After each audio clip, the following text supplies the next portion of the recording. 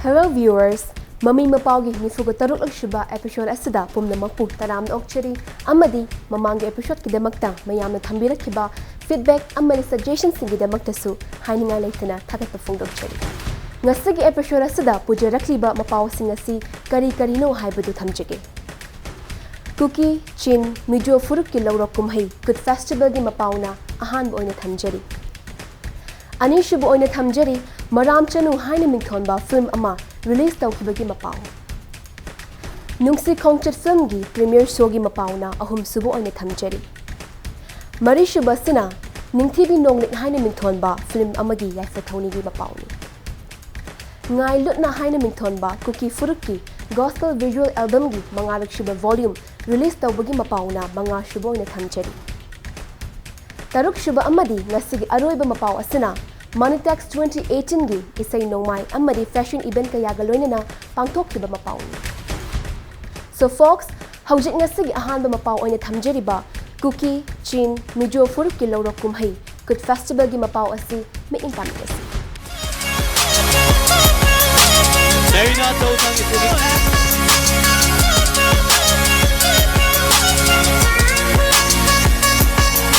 Cookie Chin Mijo Proof Singi Laurok Kumhai Good Festival Chali Bachahi Sigawena Su State Level Food Committee ni Sinduna State ki Thaka Kangpukri District ki Manung Channel Leba Thomas Brown Pangtok Rei Sahiya Sigi Haukiba October Kuntra Mato Yamade November Ramada Numit Nini Chumna Nat Kyobe Laning Laisol Folk Song Cultural Dance Traditional musical instruments amadi indigenous games and sports ki changdam na ba kaya galoina na tongan na band namadi saisak pa singi performance kaya galoina na pangthok ki ba festival sigi mapungoy ba sakam ama hairagade miss good ki changdam na ba na oiki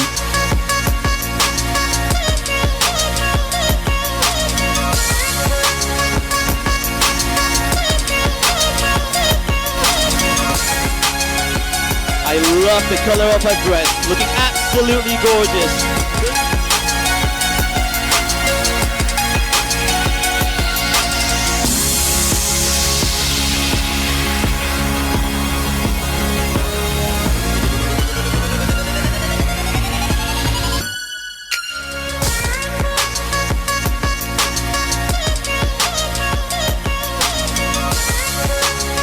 Look at how graceful contestant number 8 moves. Nimnun Hor Kumsai.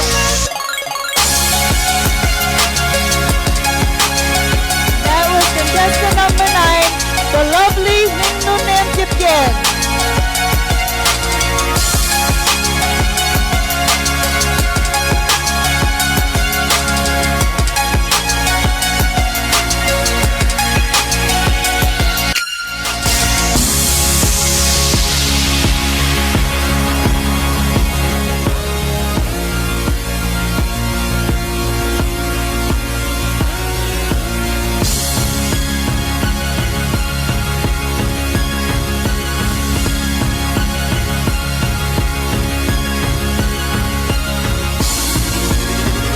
Dinah Mayapay looking absolutely glamorous. Contestant number 11.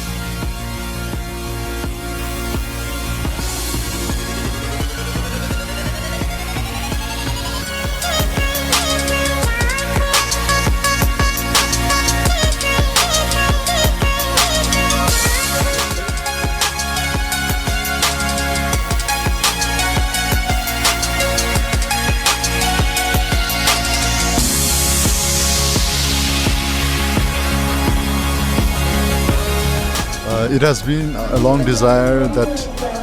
We celebrate Kut in all the places where the Kut celebrating tribes reside.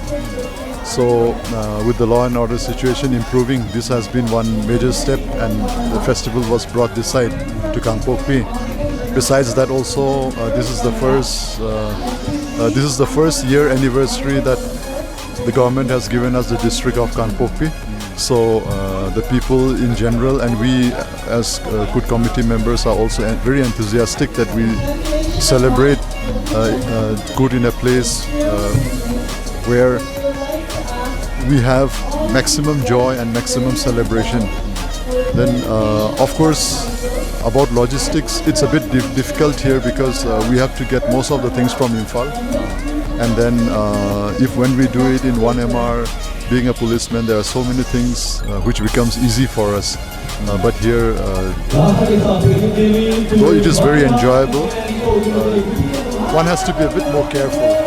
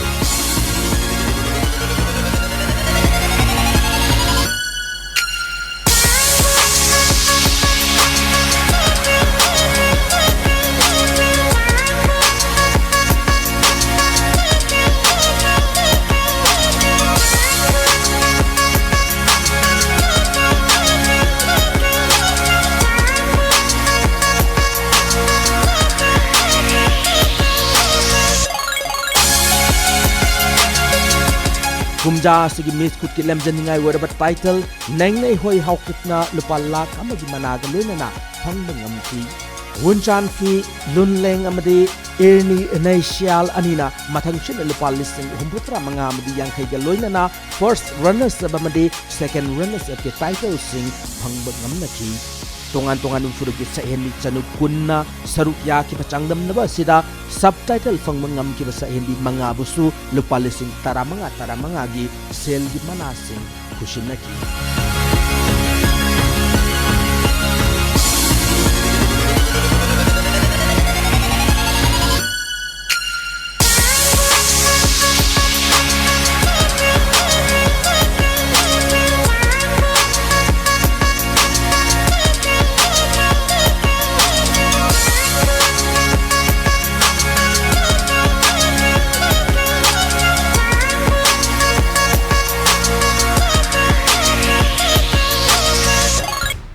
Yamna mapung faba festival ama haibadu oiki matung tarapadasu hena mapung fana pang thokpo oibi ngasig ani shuba mapao asina manawbi gi warida yumfam oiduna pangkhatpa maram chanu haina mingthamba film gi premiere sogi mapao asi amuk ning taminasi Khan Chauba Ibuda Wangrel Films production gi banner Makhada Dr. K. Saidapatana Kudol Tamduna Putok Maram Chanu Hana Mington Manipuri feature film mama Tha Sigaw ki Patang Mangada MSFDS ki auditorium da Haunabi Matung in a premiere so utuna Miam the Sapong Krei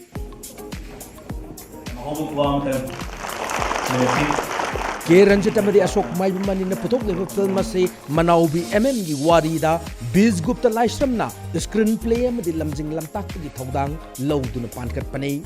Film asida Radhamon Sharmana cinematography, K Bimolna editor, Pamba, Laxmana choreograph, Zoe na costume amadi Poison amadi Jonica Anina makeup ki thaudang launari. Ngasi maram chanu haiba film asi hono bi matungina ngasi gi hall asida yamna mai pakna release tawdire. Film asi tasengna film chigi hai nunggi oiba hairagati singtam ani gi lainariba release asida pusilakna hona bada achauba thaudang ama lawba hai tare. Aikoina hojik ngasi irang haunariba punamaksi tasengna film si yengagadi aikoi masen se nuksinana laigadobane haiba wakhallon se soidana purakani haina khalli. Film asi script writer na kogi manau mm ni aduga in screenplay amsung direction pijabani. Film si producer na kogi honorable MLA K Ranjit Singh amadi Ashok Maipam hairibani sina produce toraga puthokchariba khana chawba the Wangbrem film production asi ngasi hongna bi matungina release tawjare.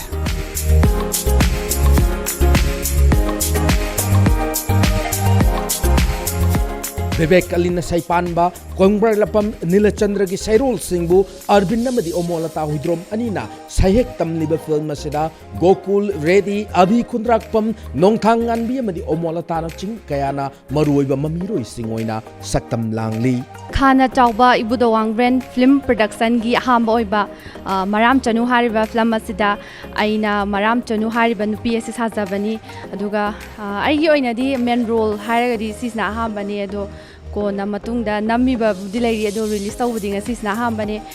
sigi film se tingtam haibadi sigi integrity da based tawba film ne haizari mayamna dum yengbiraga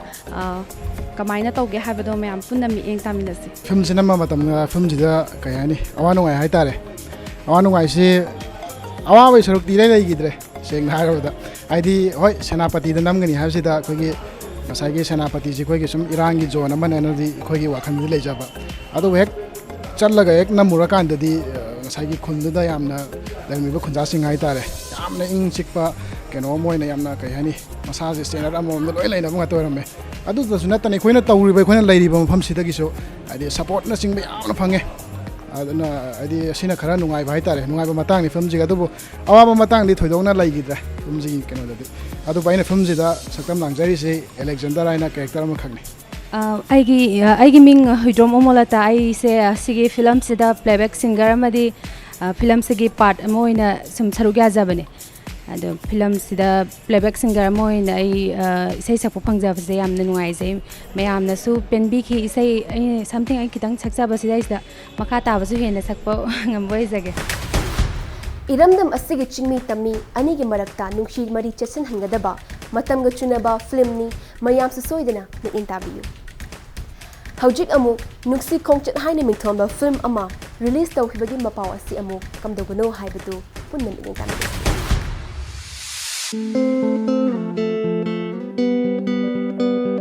Anuradhana Kudol Tamduna Nungsi Kongchat Animingtonba, Manipuri feature film ama, Luangcha Creations amadi Smart Security Service, Tera Anina, Associate Partners Singoiduna, Tha Sigi Hokiptang Marida, Infal GM Hall the premiere so Utkray. Arup Tokchom Namaki Wari amadi direction ni matakta, producer Oiduna Pankiliba film Masida, Ojit Kumar Luangcha na screenplay, Imo Yumnam na cinematography, Romi Lamabam na editor amadi, Sorry Wahingbam na choreograph ki thawdang sing launari, Ruzia Mutum na makeup ki sinpang liba film Masida, Rabay Kaisham Sana Saipan mo Ojit Kumar ki sayrol kaya, Rosie Haishnam na Sahik Tamli amadi, Asok Samson, Laina, Narmada, Mayra, Dilhansan, Rohini Kumar Pratap, Idawa Madi Ronat na Chimbakayana, Mamiro Singoina, Saktam Langli.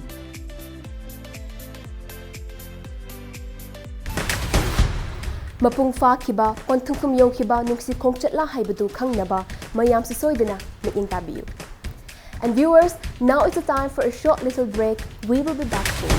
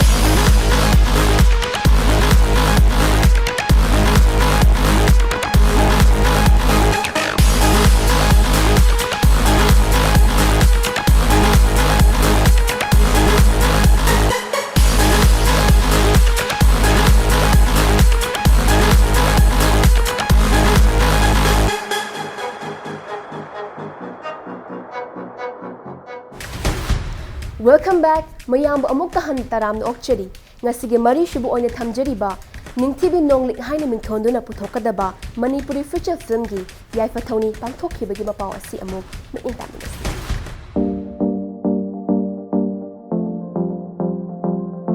Thasi gi hoki patang nipan sagol sel numita gurumayum daso films production gi banner makada anirak suba khudo loina puthokadaba ningthibi nonglik haina mingthonba Manipuri feature film amagi haunabi matung ina yaifa thoni gi thorom Imphal gi hotel Nirmala da pangthokre.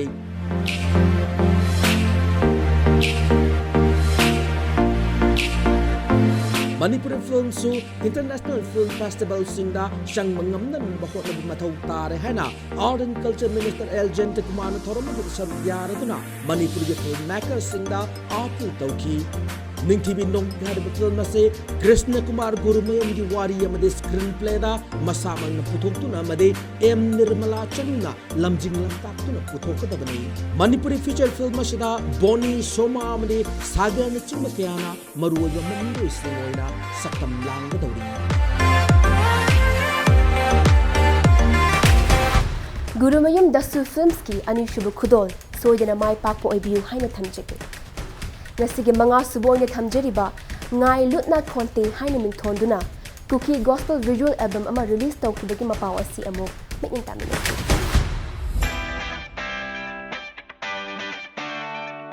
Thasi yogi patang taramantoy nomaising numita CBCA Headquarter Church New Lamblenda ngailut na konte part 5 part 2 na haina mingthonba Cookie Gospel Visual Album ma release tawkre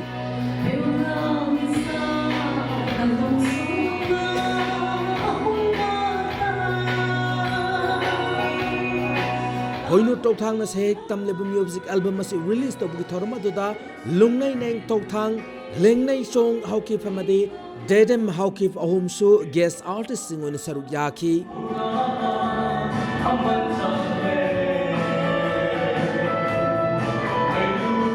Heglep Assembly Constituency MLA Oiriba, Hill Area Committee Chairman, Tangjalam Haukipna, album release to Bugi Ching Lemle Thormaduda, chief guest on Saruk Yaki.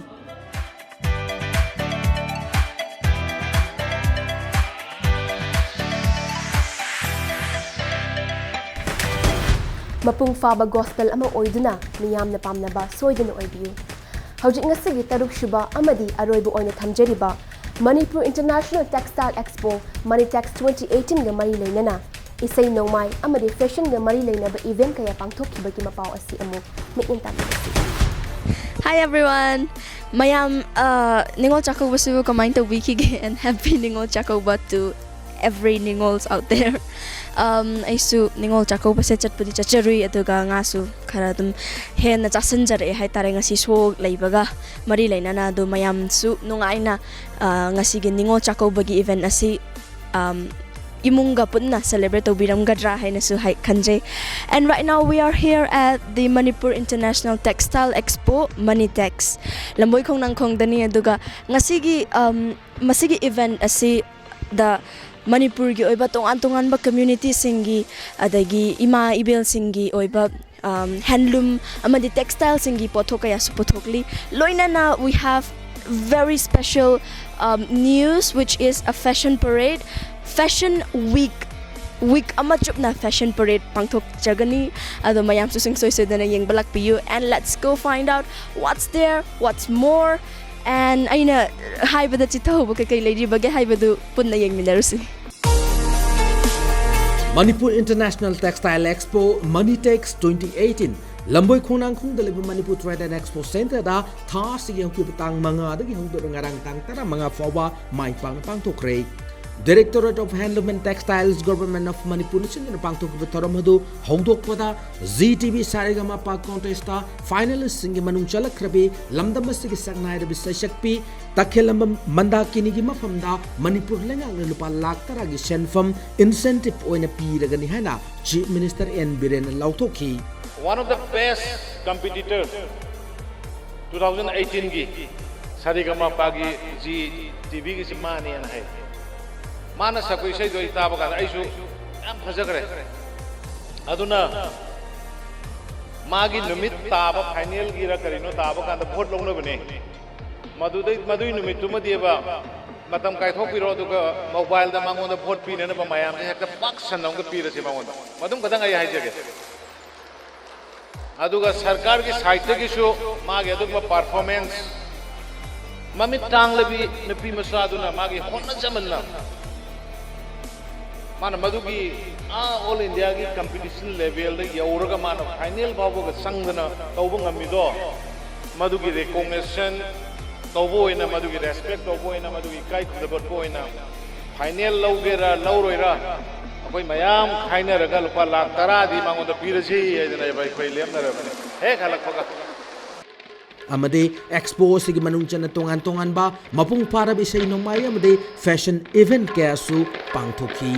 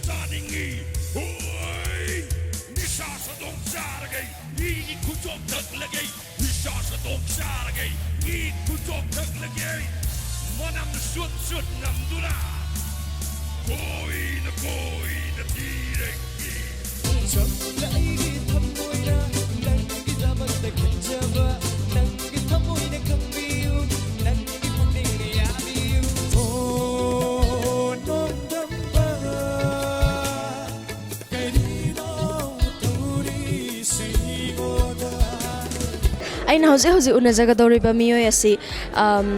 art designer oina Directorate of Handloom and Textile Government of Manipur da laibiriba adagi fashion show khuding mak anamana achau fashion show khuding makta either best designer ama or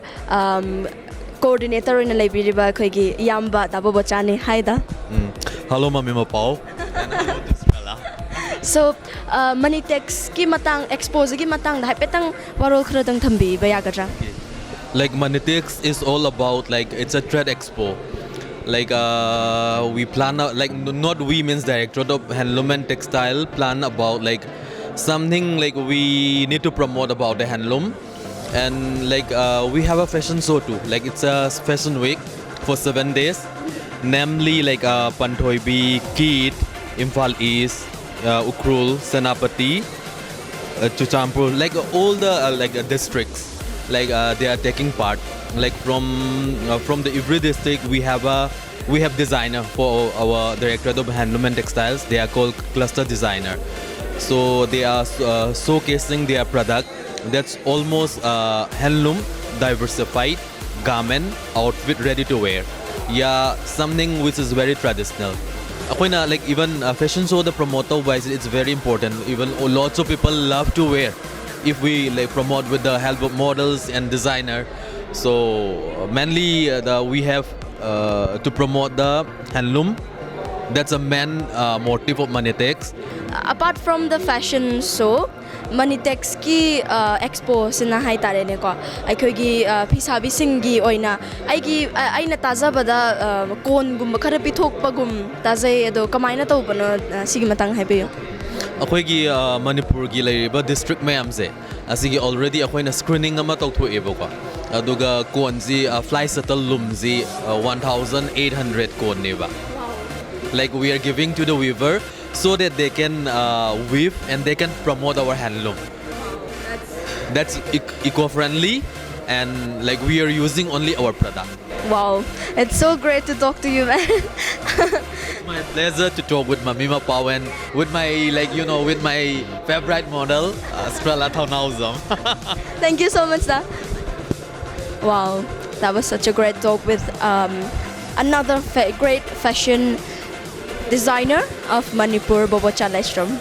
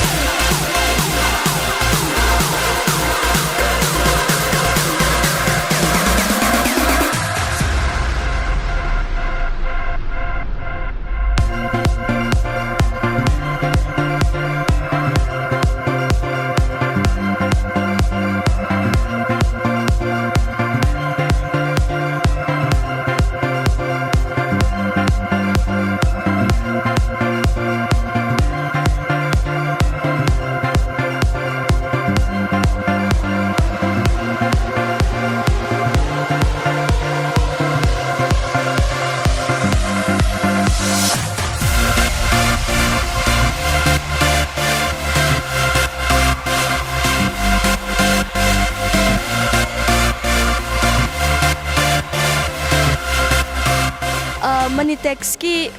sumba expo matawbase mama kay phawbige kay mayamda akoigi viewers singda kay haibining balaybage aina hainingbadi Manitex sina tawbiri se yamna nungai kaigino hairaga aikoigi iramdam sida sariba pothok singse ko kachin koya da lairiba singsi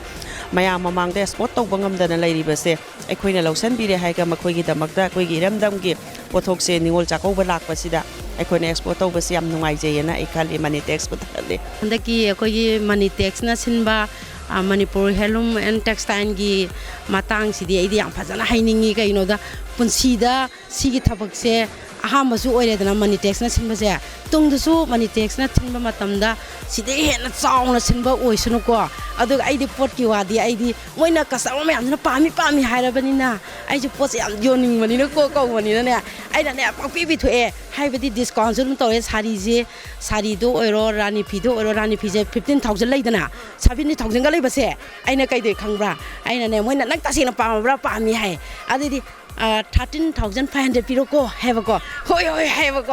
ade pi ahum loba mari loba ma loba se ade nongmada aina aham khwai pass de lising ma katang chitleba ko manga haibo ani adi su kitang gitar su manga haseba ko aduga next to 76 chitleba ko ai pungang khaiba punsi je ai pura ngai ba ko Manitex yam harok je ba ko se tungna su yam chawna sinbo isunu kaina aina moida comment pininge ba ko Manipur gi oina Directorate of Handloom and Textile Government of Manipur na sinbido na pangthok liba Manitex ase thoidok hendok na miyam da sukana ba aduga khangam da ba mayam su khangba ngamba platform mani hajaninge alright atopa ke lady have the zo mo yeng minor se mayam sigi pot se kai no have the mayam dam tang introduce to biyo se poalum ne koi Manipur sawa local met haibtar langse sigi mayung kare langse talagadi akhone yeng batare aduga mafian si talagadi auto stop oin masamana dum lepsa gani sigidi no modadi natre 1 hour da 7 meter dagina 8 meter bo koi saba ngame khuna saba digi ji khenari je speed se production yam helakpa hojigna adu helum da tobo khudima khoina polum da tobo dingamdri mayeng hakpa khotpa simadi ngamdri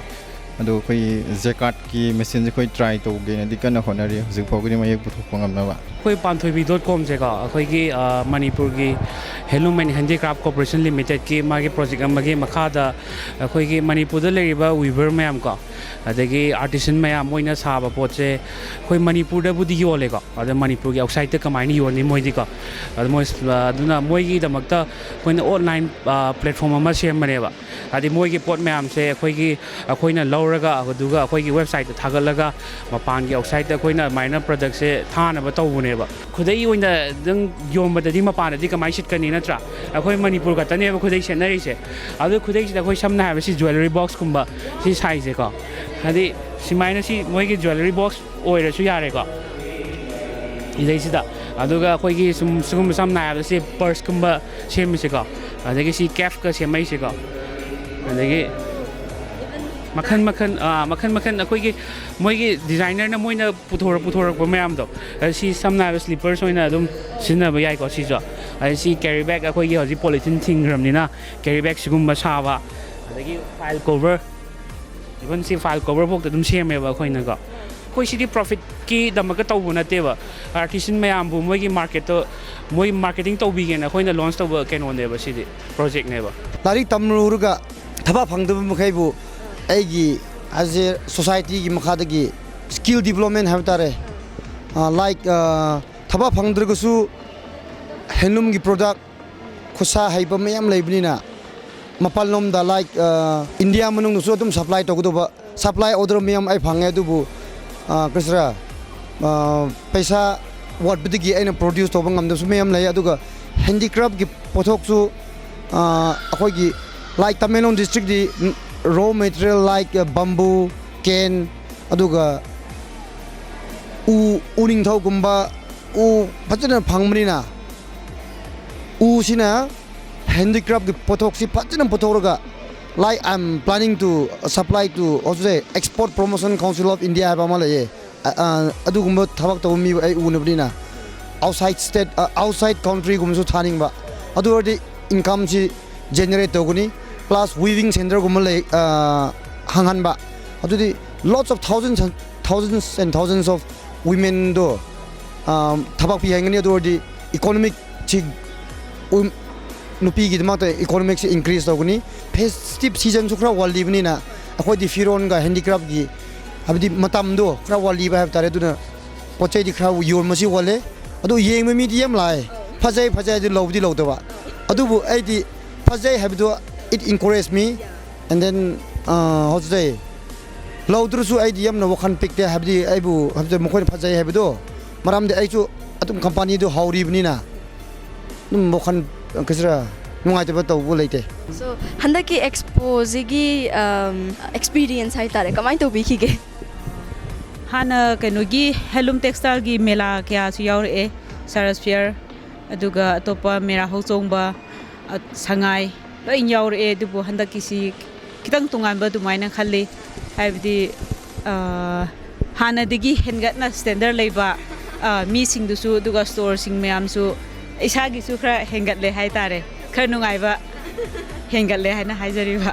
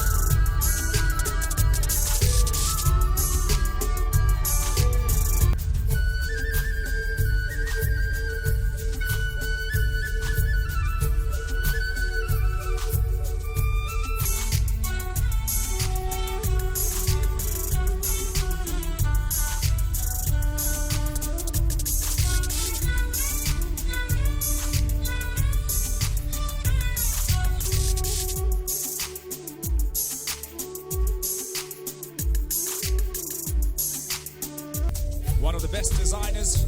from Manipur in terms of traditional attires. Mantri Kwejam has his brand name Wangkai P Mantri, based in Wangkai Mahilpam Lampak.